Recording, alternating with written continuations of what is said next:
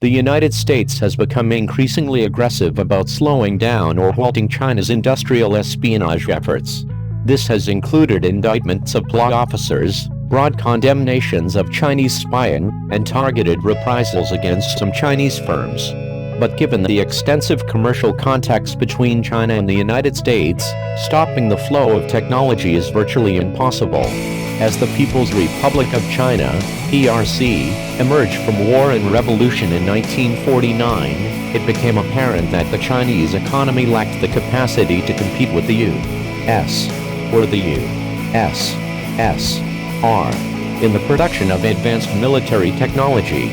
Transfers from the Soviet Union helped remedy the gap in the 1950s, as did transfers from the United States and Europe in the 1970s and 1980s.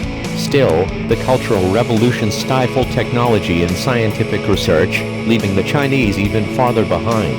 Thus, China has long supplemented legitimate transfers and domestic innovation with industrial espionage. In short, the PRC has a well-established habit of pilfering weapons technology from Russia and the United States. As the years have gone by, Beijing's spies have become ever more skillful and flexible in their approach. Here are 5 systems that the Chinese have stolen or copied, in whole or in part. J7.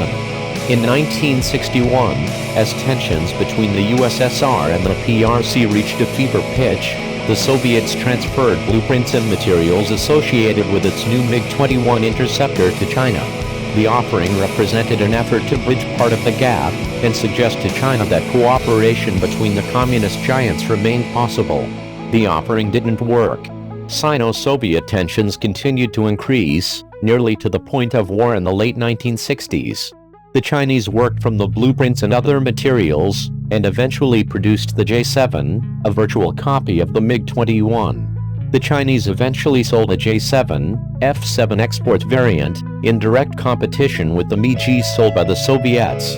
Indeed, after the US PRC rapprochement of the early 1970s, the Chinese sold J7s directly to the Americans, who used them as part of an aggressor squadron to train US pilots to fight the Soviets.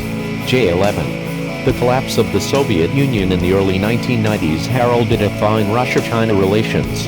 Russia no longer had strong reasons to withhold its most advanced military technology from the Chinese.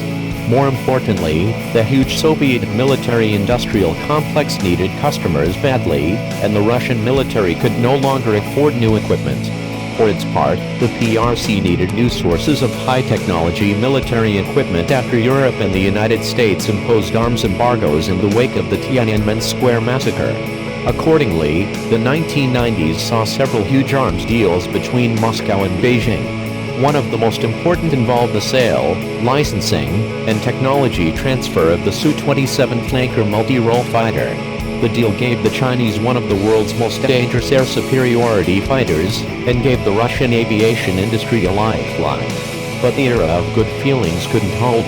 Details remain murky and disputed, but the Russians claim that the Chinese began violating licensing terms almost immediately by installing their own avionics on flankers, J11, under Chinese designation. The Chinese also began developing a carrier variant, in direct violation of agreed terms. The appropriation of Russian technology undercut the relationship between Russia and China, making the Russians far more wary of transferring their crown jewels to the Chinese military. J31. Even before the Snowden leaks established extensive Chinese industrial espionage, American analysts suspected that China was stealing information associated with the F-35. The likely reality of this theft became clear when information about the J-31 stealth fighter became available. The J-31 looks very much like a twin-engine F-35, without the VSTOL capabilities of the F-35B. The J-31 also presumably lacks much of the advanced avionics that have the potential to make the F-35 a devastating fighter. Nevertheless, the J-31 may eventually operate from carriers, and could potentially compete with the Joint Strike Fighter on the export market. UAVs. In 2010, China lagged woefully behind the United States in unmanned aerial vehicle, UAV, technology. Since the time, the Chinese have caught up, and are now producing drones capable of competing with U.S. models on the international arms market. How did the Chinese catch up so fast? According to U.S. intelligence, Chinese hackers appropriated technology from several sources, including the U.S. government and private companies, General Atomics, associated with the production of UAVs. The newest Chinese UAVs closely resemble U.S. aircraft visually and in performance, a remarkable turnaround time for China's aviation industry. Night vision technology. After the Vietnam War, the United States military decided that it would invest heavily in an effort to own the night. This led to major advances in night vision technology, including equipment that allowed individual soldiers, armored vehicles, and aircraft to see and fight in the dark. This equipment has given the U.S. a huge advantage in several conflicts since the 1980s. China is seeking to end this advantage, and has geared some of its espionage efforts towards acquiring and replicating U.S. tech in this area. This has included some cyber theft, but also several old-style ops in which Chinese businessmen illegally acquired export-controlled tech from U.S. companies.